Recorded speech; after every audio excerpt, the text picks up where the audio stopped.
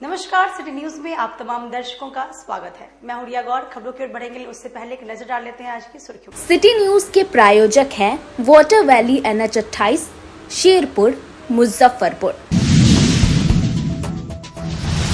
साहेबगंज थाना क्षेत्र के बैजनाथपुर पुल के समीप पुलिस ने छापेमारी कर 2 शराब धंधेबाज को शराब के साथ किया गिरफ्तार। काटी प्रखंड के साइन गांव में गेहूं के खेत में लगी आग, 4 एकड़ की फसल हुई राख।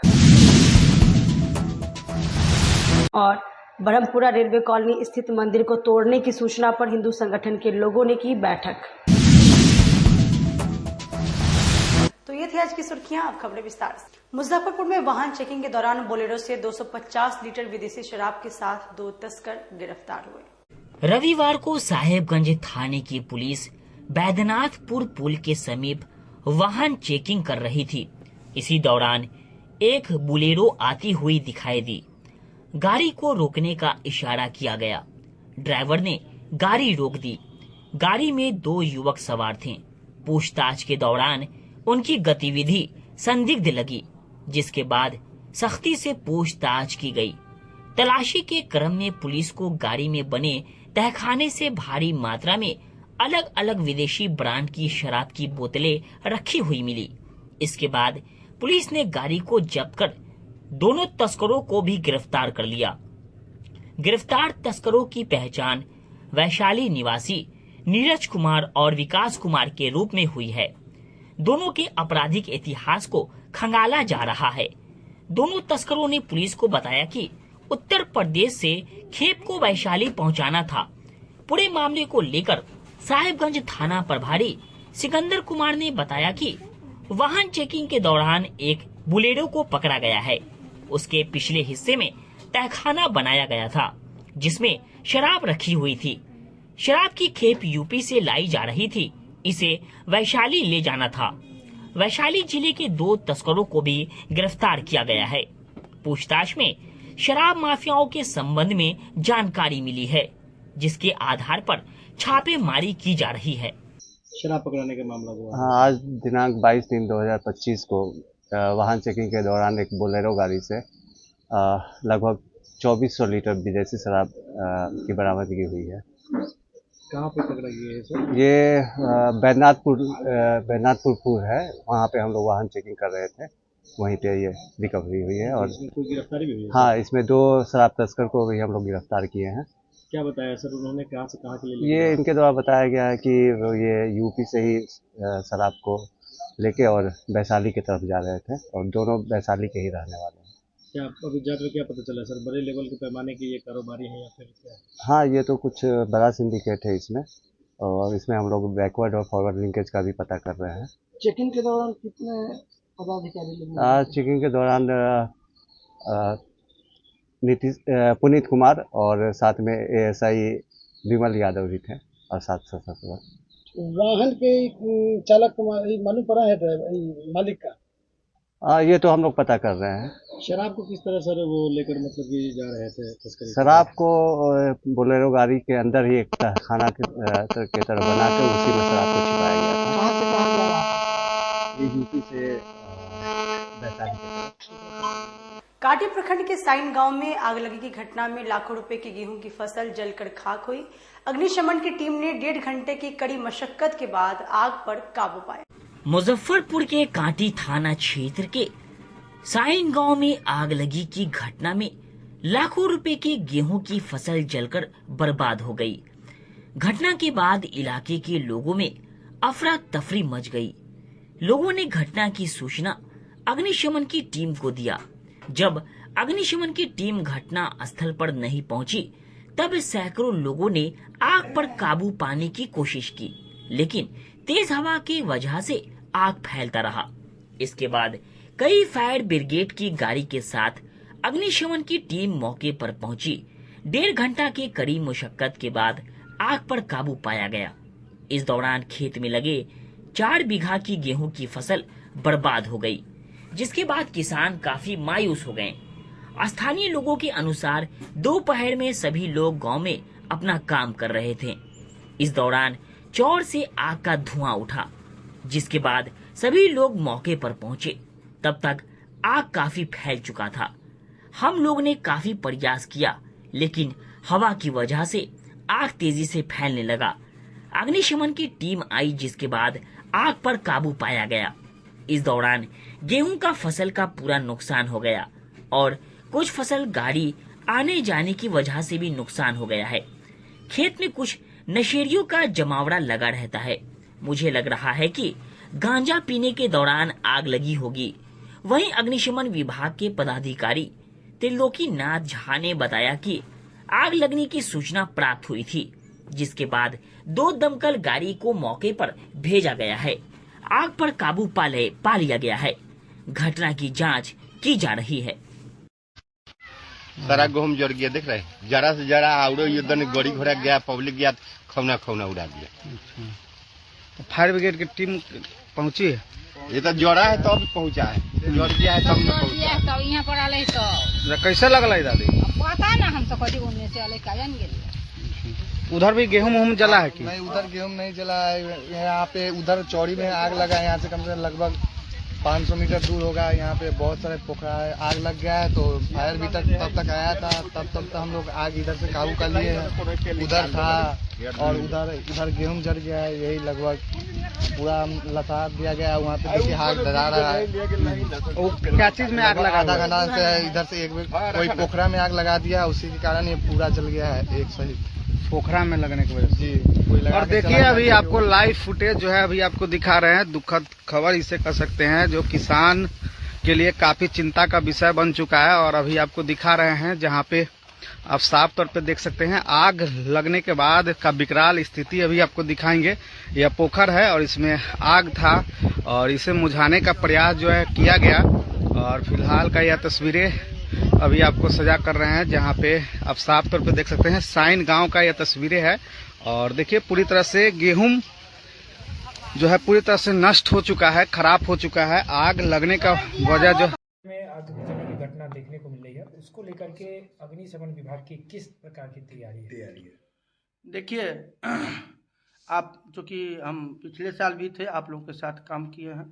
हम सतत रूप से आपको ये बात बता रहे हैं कि आग की घटना अभी शुरू हो, अगलगी की सीजन आप कह रहे हैं आ रहा है। और क्या तैयारी? हमारी तैयारी सतत चलती रहती है, जिसमें आपको दिखता है हम अवेयरनेस कार्यक्रम पे सबसे ज़्यादा फोकस करते हैं।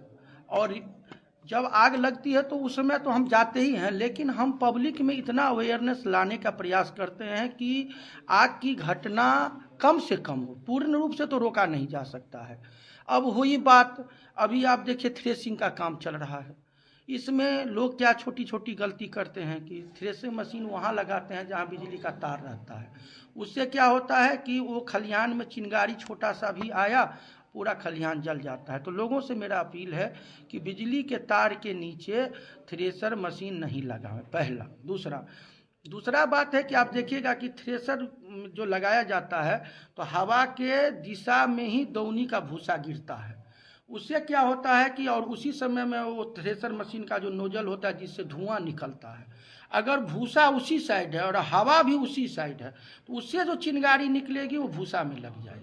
इसीलिए लोगों से मेरा अपील है कि हवा के विपरीत दिशा में वो थ्रेसर मशीन का वो चिंगारी रखें और भूसा को अलग साइड में रखें, क्योंकि उससे आग बहुत लगती है। तीसरा बात, चूँकि दूर दराज में लोग खलिहान बनाते हैं, वहाँ पानी का कोई साधन नहीं रहता है, तो कोई भी आग शुरू में छोटी ही आग होती है, बड़ी आग नहीं होती है। लोग सोचते हैं आग लगेगा हम बुझा देंगे। हम लोग ये होलिका दहन में भी यही बात देखे कि जितना होलिका स्थल था, लोगों को मैं समझा रहा था, प्रबुद्ध वर्ग लोग ये जवाब देते थे, सर हो जाएगा। नहीं होता है। वक्त सर नाला बह रहा है ना, इसमें काफ़ी पानी है। अरे नाला का ढक्कन हटाइएगा, मग्गा खोजिएगा, बाल्टीन खोजिएगा, तब तक तो पूरा जल जाएगा और आग बड़ी हो जाएगी तो आप कुछ नहीं कर पाइएगा। लोगों से मेरा अपील है कि थ्रेसिंग जब करे तो वहाँ 2 ड्रम 1 ड्रम पानी रखिए कि अगर आग लगे तो 1 बाल्टीन 1 मग्गा पानी रख दीजिए, ख़त्म हो जाएगा आग। थर्ड, अभी जो है सो गाँव में आपको यही बात दोहराऊँगा, कई बार बोल चुका हूँ, बिहार सरकार के तरफ से भी और जितने जन जागरूकता फायर के तरफ से जिला स्तर से जितना भी यही बात दोहराया जाता है। अभी का आग जो है, जाड़े का आग शहरी क्षेत्रों में ज़्यादा लगता है, ये आप लोगों को भी आप लोग भी देखे होंगे, लेकिन अभी का आग अब ग्रामीण क्षेत्रों में जाएगा।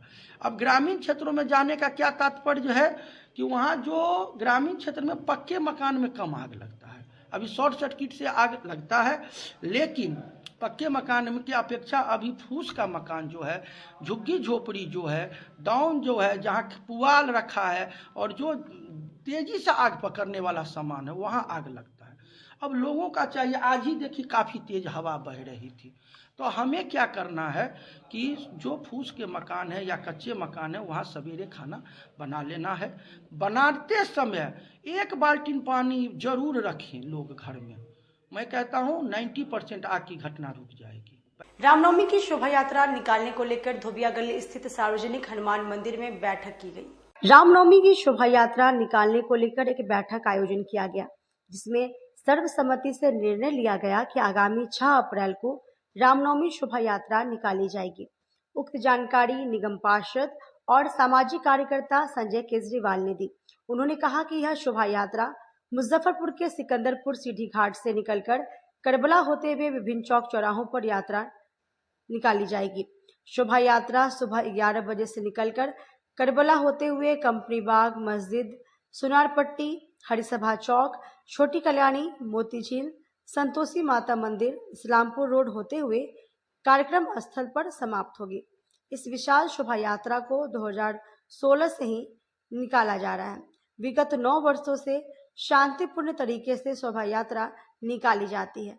यह बेहद अद्भुत और चमत्कारिक है। आज जो बैठक हो रही है, हर साल की भांति रामनवमी की शोभा यात्रा के पूर्व गुड्डू जी के द्वारा और तमाम आयोजक समिति के सदस्यों के द्वारा ये बैठक बुलाई जाती है और इस बैठक में एक से बढ़कर एक प्रेम, सद्भाव और इस शोभा यात्रा को कितना विशाल रूप में और बहुत ही सभ्य तरीके से, सांस्कृतिक तरीके से इसका निर्वहन हो, इसकी चर्चा होती है। सिकंदरपुर सीढ़ी घाट से यह शोभा यात्रा 6 अप्रैल को सुबह 11 बजे के आसपास शुरू होगी।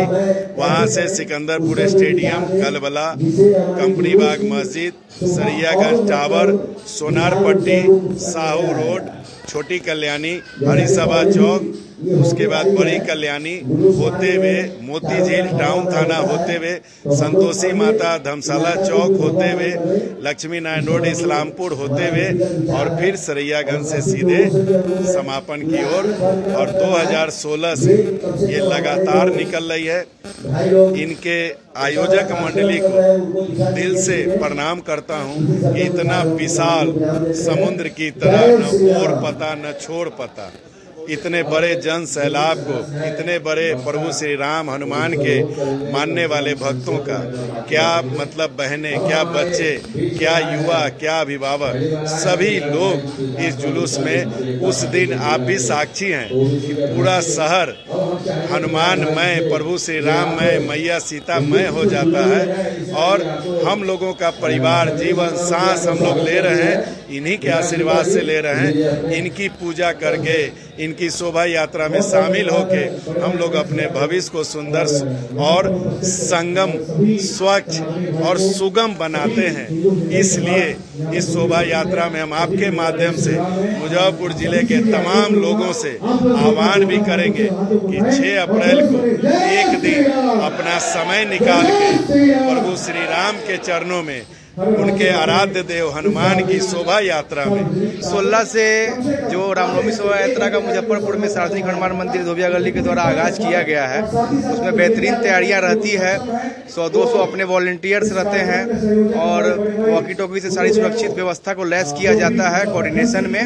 और 200-300 मीटर पे हमारे वॉलंटियर्स जो है कोऑर्डिनेट करते हैं इस चीज़ को कि कोई भी उपद्रवी या कोई भी बाहरी तत्व जो है, शरारती तत्व इसमें समस्या विघ्न उत्पन्न न कर सके। और शहर में एक नया इतिहास और कीर्तिमान स्थापित करने का प्रयास है हम लोग का इस साल भी, और सब शांतिपूर्ण ढंग से होगा और सभी लोगों का इसमें सहयोग प्राप्त है। सभी हिंदू समुदाय, हिंदू दल के लोग, जो भी मुजफ्फरपुर में सब हिंदू समाज के लोग हैं, वो सब लोग बहुत अच्छे सहयोग करते हैं और हमारा कार्यक्रम बहुत बेहतरीन तरीके से संपन्न होगा। इस बार कितने की संख्या में जुलूस निकालने का आप लोग का ये है? इस बार हम लोग की शोभा यात्रा में पर्सनली सभी क्षेत्रों से जो लोग आते हैं अपनी अपनी शोभा यात्रा का टुकड़ी लेके, वो 10-20 हजार की संख्या में रहते हैं और शहर में लोग और भी जो लोग स्थानीय लोग उमड़ते हैं, इनकी कुल संख्या 50,000 संख्या पूरी जाती है। और सड़कों पर देखने के लिए शोभा यात्रा को तो लाखों की संख्या में लोग रहते हैं। शिवरात्रि की तरह 2-4 लाख लोग सड़कों पर रहेंगे।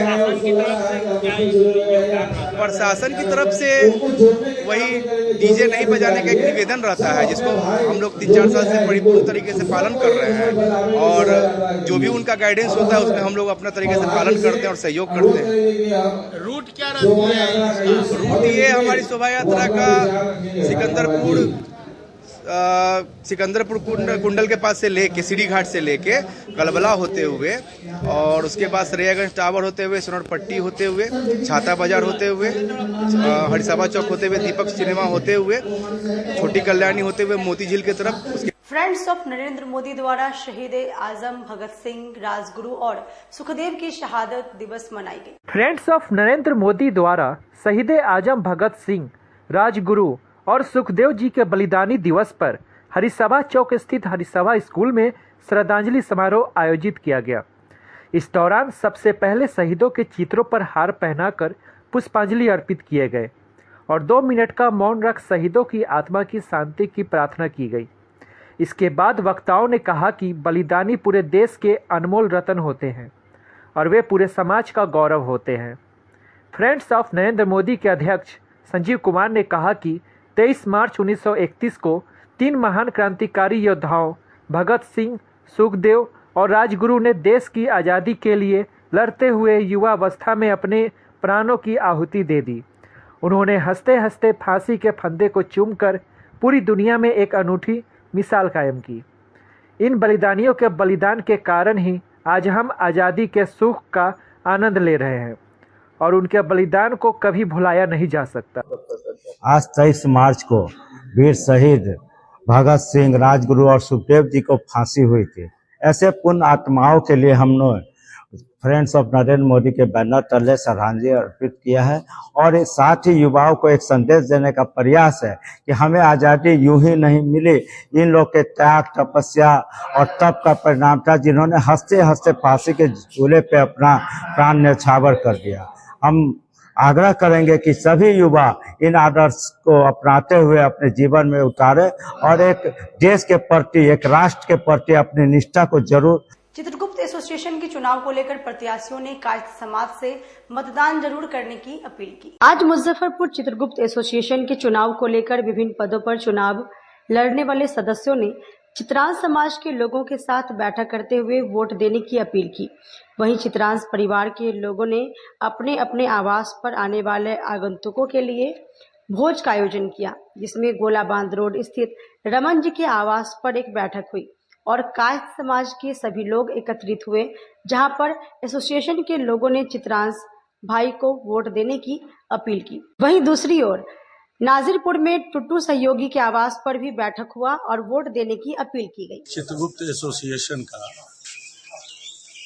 जो 3 साल पर चुनाव होता है, उस चुनाव के मद्देनजर आज नाजीपुर, शेखपुर, प्रभात नगर, अखाड़ा घाट का मतदाताओं के बीच एक बैठक गठित की गई, जिसकी अध्यक्षता मैं स्वयं किया।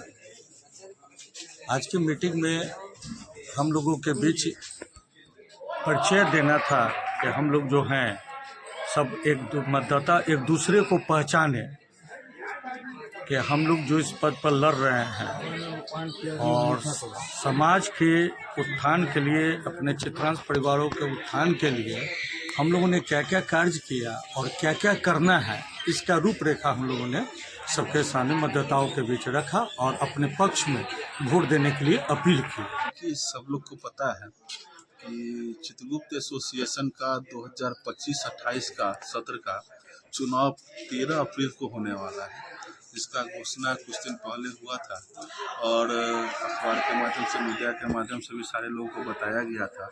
और यह चुनाव बड़ा विधिवत चुनाव होता है। हमारे जितने मेंबर हैं, सदस्य हैं, वो लोग इसमें आकर के वोटिंग करते हैं, हो जाते हैं, मतपत्र छपता है, नॉमिनेशन होता है, कैंडिडेट होते हैं और उसके बाद दिन भर लगभग वोटिंग चलती है। उसके बाद लगभग 2 दिन मत पत्र का गणना होता है, उसके बाद जाकर के उसका रिजल्ट होता है। जैसा कि पिछले बार आप देखे होंगे, इस बार भी वही 13 अप्रैल को होना है।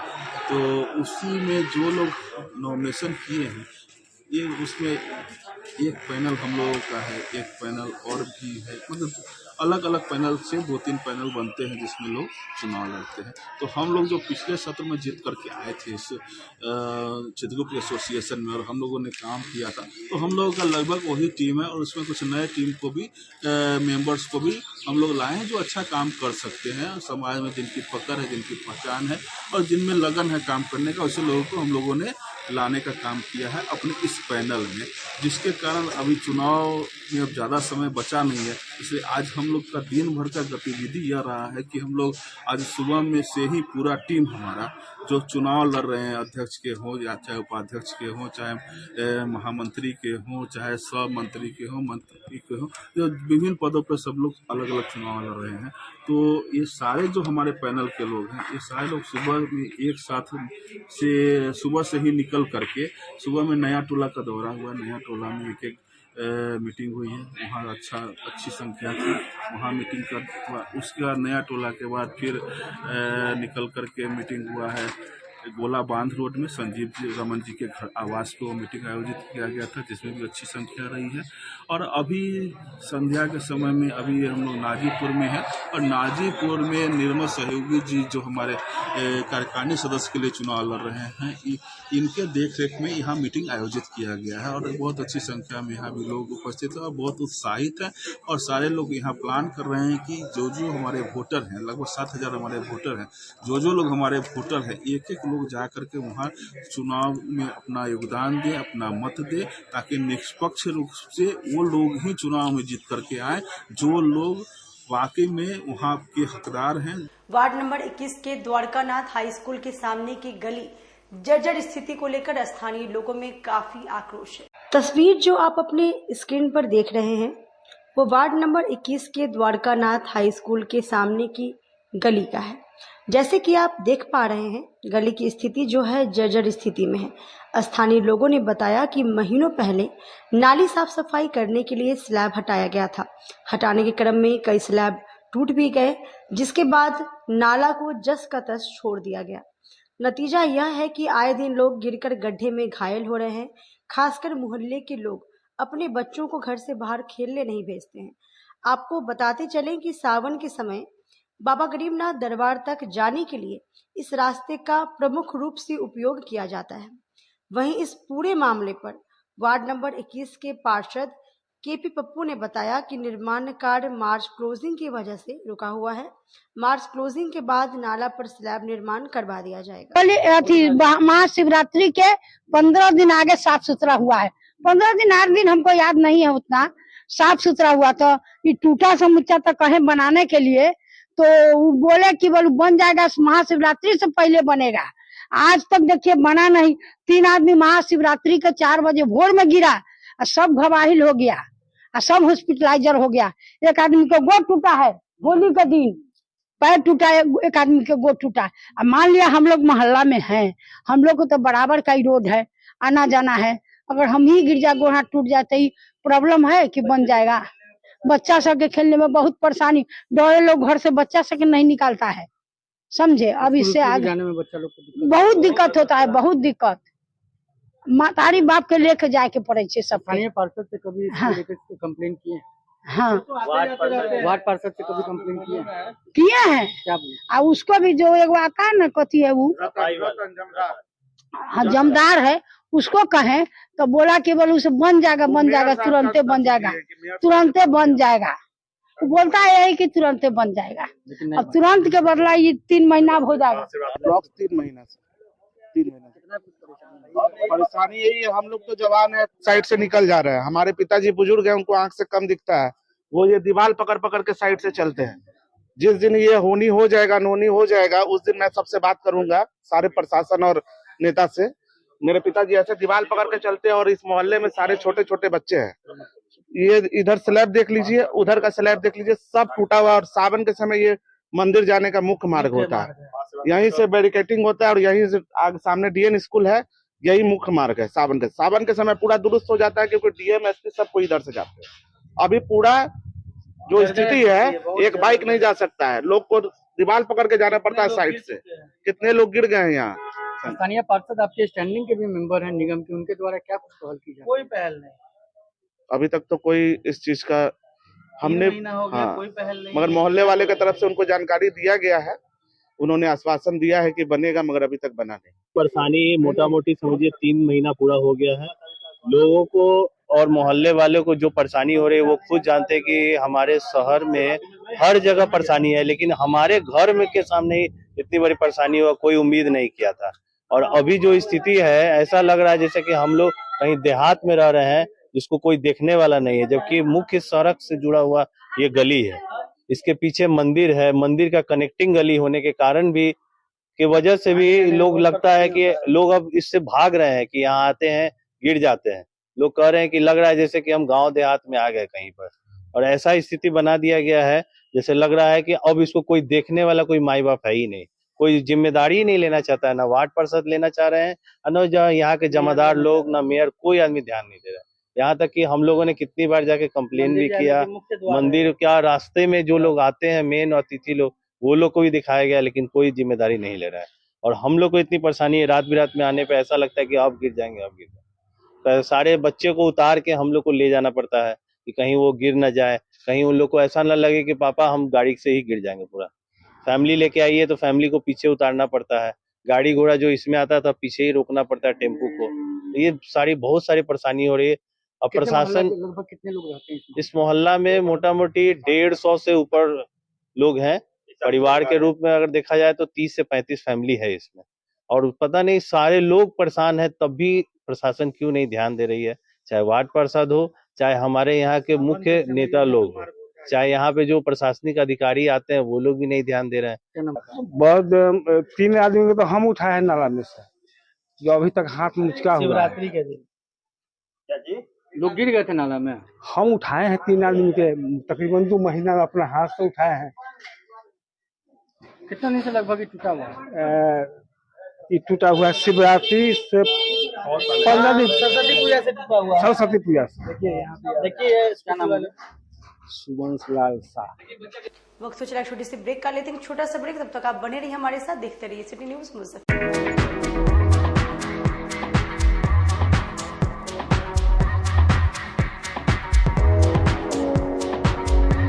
गर्मी में अपने पूरे परिवार के साथ मस्ती करना चाहते हैं तो चले आइए वाटर वैली में, जो कि कच्ची पक्की चौक से 2 किलोमीटर दूर शेखपुर NH के समीप स्थित है। शहर के लोग यहाँ मोटरसाइकिल और कार से काफी आसानी से पहुँच सकते हैं। यहाँ आप अपने परिवार के साथ फुल मस्ती कर सकते हैं। वेव पूल, रेन डांस के साथ भव्य वाटरफॉल बनाया गया है। छोटे बच्चों के लिए कई प्रकार के स्लाइड्स बनाए गए हैं, जहां बच्चे अपनी मस्ती में डूब जाएंगे। इसके अलावा खाने पीने के लिए बेहतरीन सुविधाएं उपलब्ध है, जहां पूरे परिवार के साथ व्यंजनों का लुत्फ उठा सकते हैं। तो देर मत कीजिए, गर्मी में मस्ती उठाने के लिए वाटर वैली तुरंत पहुंचे। हमारा पता है water valley NH 28, Sherpur, Muzaffarpur. हमारा कॉन्टैक्ट नंबर है 6202 584955। चाहे आपका पर्सनल स्पेस हो या corporate office, Marbonite full body vitrified tiles हर कोने को अपनी खूबसूरती से सजाता है। इस पर पड़ने वाले हर कदम को मिलती है एक ताकत, जो देती है आगे बढ़ने का विश्वास। जॉनसन टाइल्स का उत्तर बिहार का सबसे बड़ा शोरूम साई कृपा ट्रेडर्स द्वारा जल्द मुजफ्फरपुर जिले के सकरी सरैया डुमरी रोड में खुलने जा रही है। जल्द आ रहा है आपके शहर में। जल्द ही उद्घाटन की तारीख की घोषणा होगी। मार्बोनाइट विट्रीफाइड टाइल्स बाय जॉनसन। हम पढ़ाई के साथ साथ बच्चों में विश्वास जगाते हैं। Christ Jyoti international school based on CBSE curriculum with co-education. Nursery से +2 के छात्रों के लिए प्रत्येक विषयों के लिए अनुभवी शिक्षकों का समूह है। 5 एकड़ में फैला यह स्कूल बच्चों के बेहतर भविष्य बनाने में सक्षम है। अत्याधुनिक साइंस और कंप्यूटर लैब के साथ स्कूल को बेस्ट डिसिप्लिन का अवार्ड भी मिल चुका है। पढ़ाई के साथ छात्रों की शारीरिक क्षमता बढ़ाने के लिए विभिन्न खेलों का विशेष प्रशिक्षण भी दिया जाता है। नर्सरी से +2 तक के लिए नामांकन प्रारंभ है। हमारा पता है Christ Jyoti international school, Dharmoday Sthali, Madhopur, Rusta, Muzaffarpur. Contact us on 947122108352664757। मैं प्रिंसिपल क्राइस्ट ज्योति कृतिका मृणालिनी अपने बच्चों के बारे में, अपने स्कूल के भविष्य के बारे में बेहतर निगरानी रखती हूँ। मेरे स्कूल में क्वालिटी बेस्ड एजुकेशन होता है। हमारे स्कूल को हाल ही में बेस्ट डिसिप्लिन अवार्ड से नवाजा गया है।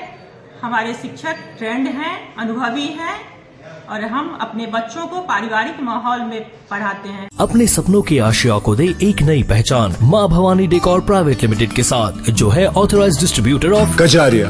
देश की मिट्टी से बनी टाइल से देश को बनाते हैं। और जहां मिलती है सभी प्रकार के Indian and imported granite, marble, sanitary एवं कोटा स्टोन का अनोखा एवं आकर्षक संग्रह। माँ भवानी डेकोर प्राइवेट लिमिटेड मतलब a complete floor solutions. New 0 mile Dadar road, Muzaffarpur. Call 9934753111। आजकल की बिजी जिंदगी में स्टाइल तो है, पर कंफर्ट का क्या? आपके इसी स्टाइल और कंफर्ट को बेहतर बनाने के लिए नीलकमल लेकर आए हैं first exclusive factory outlet showroom in Mithanpura, Muzaffarpur, जहां home furniture, office furniture, mattress and wedding special पे up to 50% off with EMI facility. Style भी, कंफर्ट भी। उत्तर बिहार का पहला नीलकमल का एक्सक्लूसिव शोरूम आपका स्वागत करता है। एक बार सेवा करो। ब्रेक के बाद एक बार फिर से आप सभी का स्वागत है। बढ़ते अगली खबरों की ओर। मुजफ्फरपुर रेलवे स्टेशन परिसर में मंदिर टूटने का मामला अभी शांत भी नहीं हुआ था कि ब्रह्मपुरा रेलवे कॉलोनी के मंदिर को तोड़ने का नोटिस जारी कर दिया गया। रेलवे क्वार्टर स्थित दुर्गा मंदिर को रेलवे प्रशासन द्वारा तोड़ने की नोटिस दी गई है। इसे लेकर हिंदू सनातनियों में काफी रोष व्याप्त है। मंदिर नवनिर्माण समन्वय समिति सहित कई संगठनों ने विरोध करना शुरू कर दिया है। इस अवसर पर वैभव मिश्रा ने कहा कि हाल के दिनों में रेलवे प्रशासन द्वारा मुजफ्फरपुर जंक्शन परिसर स्थित 2 मंदिरों को ध्वस्त कर दिया गया था। इसे लेकर हम लोगों ने आंदोलन भी किया था, जो काफी सफल रहा। इसके बाद भी रेलवे प्रशासन पूरा रेलवे क्वार्टर स्थित मंदिर को तोड़ने को लेकर जो साजिश रच रही है, उसे हम हिंदू सनातनी किसी भी कीमत पर पूरा नहीं होने देंगे। हम लगातार लोकतांत्रिक तरीके से इसका विरोध करते रहेंगे। हम सभी लोग मिलकर जिलाधिकारी को ज्ञापन सौंपेंगे और बताएंगे कि इस तरह के कार्यों पर रोक लगनी चाहिए। यह हिंदू भावना को ठेस पहुंचाने की बार बार कोशिश की जा रही है। समन्वय समिति के द्वारा आज बैठक किया गया है। हमें सूचना मिला कि SDM के द्वारा ब्रह्मपुरा स्थित दुर्गा मंदिर को भी तोड़ने का योजना बन रही है, जिसके तहत आज हम लोग ने बैठक किया है और ये संकल्प लिया है कि ऐसा कोई घटना यहाँ नहीं होने देंगे। और इस विषय को लेकर कल 1 बजे हम लोग DM के पास भी जाएंगे, उनसे मिलने इस विषय। रेलवे की तरफ से आया? जी, रेलवे की तरफ से भी आया है और SDO की तरफ से भी आया। से आप सभी को पता है कि विगत कुछ रोज पहले रेलवे परिसर स्थित हमारे हनुमान मंदिर को तोड़ दिया गया था, जिसके विरोध में मंदिर समन्वय समिति द्वारा एवं वेब द्वारा आंदोलन किया गया था। मुजफ्फरपुर बंद भी रहा, सफल बंदी हुई। हम सभी लोगों के और सभी भाइयों के साथ मिलकर हमने आंदोलन किया, लेकिन अभी तक उसका कोई रिजल्ट अभी आया तक नहीं। लेकिन इसी बीच एक खबर आती है कि रेलवे कॉलोनी में स्थित माँ दुर्गा की मंदिर को तोड़ने के लिए नोटिस जारी हो रखा है, जिसे कभी भी तोड़ा जा सकता है। आज उसी के विरोध में आज हम सभी हिंदू भाई मंदिर समन्वय समिति के अध्यक्ष श्री चंद्रकिशोर, प्रायोजक संयोजक श्री विपुल जी, अन्य सभी साथियों के साथ मिलकर आज ये समन्वय बैठक की है। और इस बैठक में यह फैसला लिया गया है कि हम अपने इस मंदिर को बचाएंगे और इस बचाने के लिए हम कल माननीय जिलाधिकारी महोदय को एक ज्ञापन सौंपेंगे और उस ज्ञापन के माध्यम से उन्हें बताएंगे कि देखिए फिर से हमारे मंदिर के साथ ये खिलवाड़ किया जा रहा है, बार बार ऐसे हमारे हिंदू भावना को ठेस पहुँचाया जा रहा है। इस आने वाले समय में मुजफ्फरपुर शहर के लॉ एंड ऑर्डर की व्यवस्था बिगड़ सकती है। आप इस चीज़ को रोक लगाएं, रेलवे प्रशासन पर दबाव दें। हम अपने तरफ से पूरा प्रयास करेंगे ये मंदिर हमारा नहीं टूटे। आर्ट ऑफ लिविंग के तत्वावधान में हैप्पीनेस प्रोग्राम के तहत 3 दिवसीय आनंद अनुभूति शिविर के समापन में लोगों ने योग से रहे निरोग के बारे में जाना। आर्ट ऑफ लिविंग के तत्वावधान में हैप्पीनेस प्रोग्राम के तहत 3 दिवसीय आनंद अनुभूति शिविर का सफलतापूर्वक आयोजन किया गया। कार्यक्रम का आरंभ आर्ट ऑफ लिविंग की वरिष्ठ शिक्षक राजेंद्र सिंह ने किया, जिनके द्वारा प्रतिभागियों को विशेष प्राणायाम और सुदर्शन क्रिया जैसी महत्वपूर्ण स्वास्थ्य तकनीकों का अभ्यास कराया गया। शिविर में आए सभी लोगों को संबोधित करते हुए राजेंद्र सिंह ने कहा कि प्राणायाम और सुदर्शन क्रिया जैसी तकनीकें शरीर और मन को गहराई से आराम देती है, जिससे न केवल मानसिक शांति मिलती है बल्कि जीवन शैली में बदलाव लाकर तनाव और बेचैनी को कम किया जा सकता है। उन्होंने सुदर्शन क्रिया के महत्व पर जोर देते हुए कहा कि यह एक न्यूरो साइंटिफिक तकनीक है जो नर्वस सिस्टम को सक्रिय करती है, जिससे चिंता दूर होती है और मन को शांति मिलती है। शिविर के दौरान प्रतिभागियों को रोजमर्रा के जीवन में सुदर्शन क्रिया का महत्व और इसके सकारात्मक प्रभावों के बारे में जागरूक किया गया। उन्होंने कहा कि योग और सुदर्शन क्रिया के माध्यम से कोई भी व्यक्ति स्वाभाविक रूप से जीवन में आनंद और प्रसन्नता पा सकता है। समय नहीं मिल पाता या रेगुलर नहीं कर पाते हैं, तो मान लीजिए जो व्यस्त है वो कैसे कर पाएंगे, और सुबह में करना है या शाम में करना है, जब समय मिले तब कर सकते हैं। कैसे करेंगे कि समय निकाले, लोगों को लगे नहीं इसके लिए समय सोने से पहले कर लें, खाने से पहले। देखिए, जब लोग बीमार होते हैं ना, तो डॉक्टर के पास जाने का समय तो निकाल ही लेते हैं। तो देखो, कोई भी व्यक्ति कुछ भी करता है उसके 3 कारण है। पहला क्या, कुछ तो लालच होता है, दूसरा भयवश करते हैं, और तीसरा प्रेमवश करते हैं। तो अगर हम खुद को प्रेम करेंगे ना, तो अपने लिए समय निकाल लेंगे। हम क्या सोचते हैं, जब सब कुछ सही हो जाए ना, तब मैं इन चीजों के लिए समय निकालूंगा। उल्टा है, जब हम अपने लिए समय निकालते हैं, थोड़ा सुदर्शन क्रिया प्राणायाम करते हैं, तब बाकी कामों के लिए हमारे पास ज्यादा समय होता है। तो यही 3 दिनों में हमने 15-20 मिनट की सुदर्शन क्रिया सिखाई, जो लोग सीख रहे हैं और इनको बहुत लाभ हुआ। और देखिएगा, जैसे जैसे लोग इसे अपने जीवन में उतारेंगे, बढ़िया हो जाएगा उनका जीवन। क्या है सुदर्शन क्रिया, सीधे रूप से किससे? तो सुदर्शन क्रिया सांस की लयबद्ध प्रक्रिया है। देखो, हमारी जो भावनाएं हैं ना, सांस से जुड़ी हैं। आपको गुस्सा आता है तो सांस तय हो जाती है, तेज हो जाती है। अगर आप घबराते हो तो सांस अलग तरीके से लेते हो। तो अगर आप अपनी सांसों को बदलते हो तो भावनाएं बदलती है, और भावनाएं क्या, हमारा मन तो हमारी भावनाएं है। तो सुदर्शन क्रिया लयबद्ध तरीका जो हमारे मन को तुरंत प्रभावी करता है। कहते हैं जितनी भी बीमारियां हैं ना, आज सब मन से जुड़ी है। डिप्रेशन शब्द जो आज इतना कॉमन हो गया, हर कोई इसकी बात करता है, तनाव की बात करता है, सब मन से जुड़ी है। तो ये सीधे मन को इम्पैक्ट करता है। युवाओं को क्या संदेश देना चाहते हैं, और क्या राहत, रिलीफ क्या लग रहा है, क्या फायदा लग रहा है? अनगिनत लाभ है। ये अनुभव की चीज है।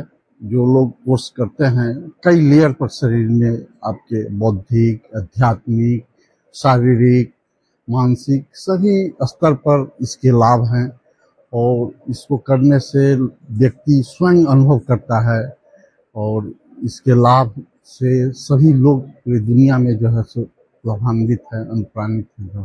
अच्छा, पहले और अब में क्या फील करते हैं? बहुत अंतर है। डे 1 से जो है अनुभव तो उसी समय शुरू हो जाता है, जो है सो आदमी के जो है सो चिंतन में, व्यवहार में, आचार विचार में, सब में इसका लक्षण परिलक्षित होता है। क्या परिणाम और क्या क्या फायदा? पिछले 20 तारीख से कर रहा हूँ। कितना फायदा दिख रहा है? क्योंकि भागम भाग दिन भर आप लोग भाग भर करते हैं, और बहुत आमूल चूल परिवर्तन अपने विचारों में हुआ है इन 3 दिनों में। बहुत दिनों से सुन रहा था, आर्ट ऑफ लिविंग के माध्यम से सुदर्शन क्रिया के बारे में सुन रहा था, लेकिन अभी ये 3 दिनों में जो ये क्रिया किया है, तो बहुत बड़ा बदलाव दिखता नजर आ रहा है। आप युवा को क्या कहेंगे, उनको जुड़ने के लिए क्या संदेश देंगे? ये बहुत अद्भुत ये खोज है हमारे आर्ट ऑफ लिविंग के जो गुरुजी हैं, उनके द्वारा ये सुदर्शन क्रिया का जो खोज है, ये सभी के लिए वरदान के रूप में आया है, और इसको अपने जीवन में सीखें, उतारें। इससे उनकी जीवन की जो सारी समस्याएं हैं, हमको लगता है कि हमको जो अनुभूति है उसके माध्यम से मैं बताना चाहता हूं कि उनके जीवन में या आर्ट ऑफ लिविंग के द्वारा जो सुदर्शन क्रिया सिखाया जा रहा है, वो जो सीखेंगे तो उनकी सारी समस्याएं दूर हो जाएगी। जनहितैषिता और रोटरक्ट क्लब ऑफ मुजफ्फरपुर द्वारा संयुक्त रूप से चैम्बर ऑफ कॉमर्स सभागार में रक्तदान शिविर का आयोजन किया गया। जनहितैषिता रोटरक्ट क्लब ऑफ मुजफ्फरपुर द्वारा आज चैम्बर ऑफ कॉमर्स के सभागार में रक्तदान शिविर लगाया गया, जिसमें कुल 30 यूनिट रक्तदान हुआ। जनहितैषिता संयोजक प्रिंशु मोदी ने कहा कि रक्तदान शिविर लगाने का उद्देश्य थैलेसीमिया पीड़ित बच्चों, कैंसर मरीजों को रक्त समय पर उपलब्ध होते रहे। आयोजन में आर्यन वर्मा, गौतम केजरीवाल, सुंदरम आनंद ठाकुर, मिहिर गोइंका, चड्डा सहनी, वैभव ठाकुर, आशीष राव, सौरभ खेतान आदि ने भूमिका निभाई। पहली बार ब्लड डोनेट कर रहे हैं? हाँ, पहली बार जो ब्लड डोनेट कर रहे हैं। क्या मोटिवेशन कहाँ से मिला, क्या सोच के? देखिए, जो मेरे दोस्त जो सुंदरम भी है, इस संस्था से बहुत दिन से जुड़े हुए हैं, और जो देखिए ब्लड डोनेट करने से जो ज्यादा दिक्कत नहीं है, आराम से जो 48 घंटे के अंदर जो है रिकवरी हो ही जाता है। और हर एक 3 या 4 महीना के बाद जो है ब्लड डोनेट करना चाहिए, जिससे जो न्यू खून बनता है और जो शरीर में जो है इससे जो बहुत सारे जो नए जो ऑर्गन्स है सबके जो है अच्छा रहता है उसके लिए। कैसा लग रहा है पहला बार ब्लड डोनेट करना? बहुत अच्छा लग रहा है। बहुत लोग के मन में काफी तरह का भ्रांत रहता है कि ब्लड डोनेट क्या मैसेज? देखिए, ब्लड डोनेट करने से कुछ अति नहीं होता है, उससे जो अपना ही जो फायदा ही होता है, जो शरीर में जो न्यू जो है ब्लड बनता है और शरीर के जो फंक्शन जो है अच्छी तरह से काम करते हैं। क्या नाम होगा? निरंजन कुमार। आगे भी ब्लड डोनेट कीजिएगा? हाँ, आगे भी करेंगे। 3 से 4 महीना पर जो है ब्लड डोनेट करना चाहिए। रक्तदान शिविर लगाया गया। हम लोग का प्रयास है कि हर महीने हम लोग लगाएं थैलेसीमिया पीड़ित बच्चों के लिए और कैंसर पीड़ितों के लिए, क्योंकि हर महीने SKMCH डे केयर सेंटर को 200 यूनिट करीब थैलेसीमिया बच्चों को देना पड़ता है। उसमें हर महीने हम लोग एक रक्तदान शिविर लगा के सहयोग दे रहे हैं। विशेषकर किन मरीजों को ब्लड? वही थैलेसीमिया पीड़ित बच्चे और कैंसर पीड़ित मरीजों के लिए। किस संस्था की ओर से लगाया जाएगा? रोटरक्ट क्लब ऑफ मुजफ्फरपुर के सहयोग से लगाया जा रहा है। लगभग कितने यूनिट ब्लड आज डोनेशन का ये टारगेट है? 30 से 40 यूनिट। सामाजिक कार्यकर्ता सावन पांडे ने प्रेस कॉन्फ्रेंस कर कहा कि उन्हें राजनीति के तहत फंसाया जा रहा है। मैं चुनाव तभी लड़ूंगा जब मेरी जान चली जाएगी। उक्त बातें संवाददाता सम्मेलन के दौरान सामाजिक कार्यकर्ता सावन पांडे ने कही। उन्होंने कहा कि उन्हें राजनीतिक साजिश के तहत फंसाया गया था जब वह एक विकलांग और मंदबुद्धि बच्चों के कार्यक्रम में शामिल थे। इस दौरान उन्हें पुलिस द्वारा गिरफ्तार करवा लिया जाता है, जबकि उनका उस कंपनी से कोई वास्ता नहीं था। बावजूद इसके उन्हें राजनीतिक साजिश के तहत फंसाकर जेल भेज दिया जाता है। वह हमेशा समाज के मुद्दों को लेकर लड़ते रहे हैं और सामाजिक न्याय के लिए काम करते रहे हैं। वह समस्या का समाधान ढूंढने के लिए मुजफ्फरपुर की राजनीति में आए हैं, इसलिए किसी भी कीमत पर वह इस बार चुनाव लड़ेंगे। वह आग्रह से प्रेरित है और कोर्ट ने भी कहा कि ये मीडिएशन का मामला है, मीडिएशन जब चल रहा था तो अरेस्टिंग नहीं होनी चाहिए थी। तो ये किस बड़े राजनेता के दबाव में मुझे अरेस्ट किया गया, ये बड़ा सवाल उठता है। और तब अरेस्ट किया गया जब मैं दिव्यांगों के लिए कोई कार्यक्रम कर रहा था, क्योंकि दिव्यांगों को कोई पूरे मुजफ्फरपुर में बड़े राजनेता पूछते नहीं हैं और दिव्यांगों के भविष्य के लिए मुझे चिंता होती है। मैं उनके लिए कार्यक्रम कर रहा था और उस सभा स्थल से मुझे उठाकर के जिला प्रशासन के द्वारा ले जाया जाता है और जिला प्रशासन ये कहती है कि मैं अक्षम हूं, सावन जी मुझे माफ कर दीजिए, आपने इतना दुश्मन बना लिया है बड़े राजनेताओं को कि मुझ पे बड़ा दबाव है। और बड़े राजनेताओं के कुकृत्य को मैं लगातार उजागर करता रहा हूं और उनका विरोध करता रहा हूं। और यहां आज तक नेता सिर्फ समस्या बताते हैं, मैं समाधान पे बात करने आया हूं। मैं मुजफ्फरपुर के युवाओं को रोजगार देने आया हूं, मातृशक्ति को मजबूत करने आया हूं, स्वच्छ मुजफ्फरपुर, सबल मुजफ्फरपुर, स्वस्थ मुजफ्फरपुर बनाने आया हूं। आप ये कहना चाह रहे हैं कि चुनाव लड़ने से रोके जाने को लेकर आपको? बिल्कुल बिल्कुल, और मैं आप लोगों के माध्यम से ये उनको चैलेंज करके कहता हूं, वो कान खोल करके सुन ले, अंजाम चाहे जो हो, चुनाव तो मैं लड़ूंगा ही। वो लोग जो पूर्व में जिस तरीके का घटना प्रतिघटना करते रहते हैं, वो सब सावन पांडे के सामने नहीं चलना है। चुनाव मैं तभी नहीं लड़ूंगा जब मैं जिंदा नहीं रहूंगा। जेल जाने से पहले काफी एक्टिव थे, उसके बाद फिर एक्टिव नहीं। मैं सामाजिक थोड़ा सा मन छोटा हो गया था, मन को तकलीफ हो रहा था, लेकिन मेरे चाहने वालों ने, मुझे आशीर्वाद देने वालों ने मुझे लगातार कहा कि आप जाइए मीडिया में बातों को रखिए और आप जो सत्य है वो दीजिए। तो मैं सत्य ये दिखा रहा हूं आपको।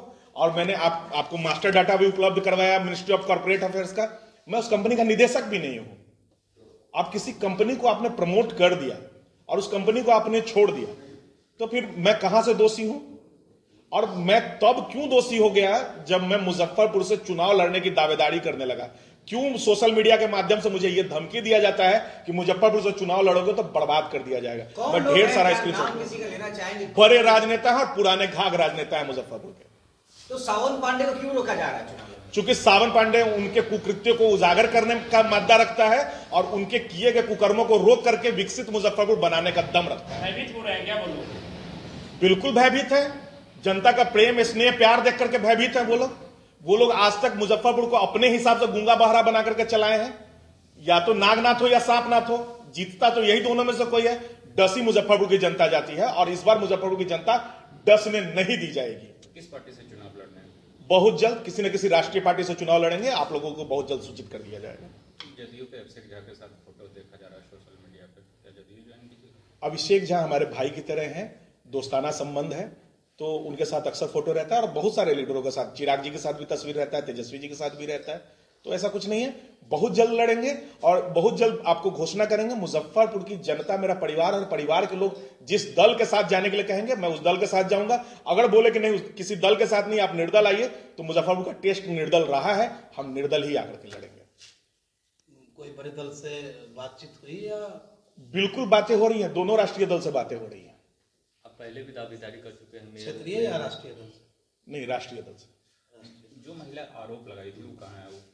वो अपनी दुनिया में है, उनसे कोई शिकायत नहीं है। शिकायत मुझे उनसे है जो मुजफ्फरपुर के नाम पे मुजफ्फरपुर को लूट रहे हैं। शिकायत मुझे उनसे है। सावन पांडे आएंगे तो नहीं लूटेंगे, नहीं ठगेंगे, इसकी कोई गारंटी है? बिल्कुल गारंटी नहीं है। आजादी के बाद से आप ठगे जाते रहे हैं। आप अब देख लीजिए कि आप एक्सपायरी दवा पे जिंदा है। तो एक्सपायरी दवा खाना है कि नया इजाद हुआ सावन पांडे जैसा दवा खाना है?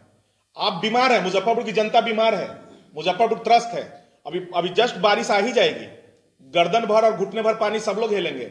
हमारी मां बहनों को अपना इज्जत तार तार करना होगा, कपड़ा उठा करके घुटने भर चलना होगा।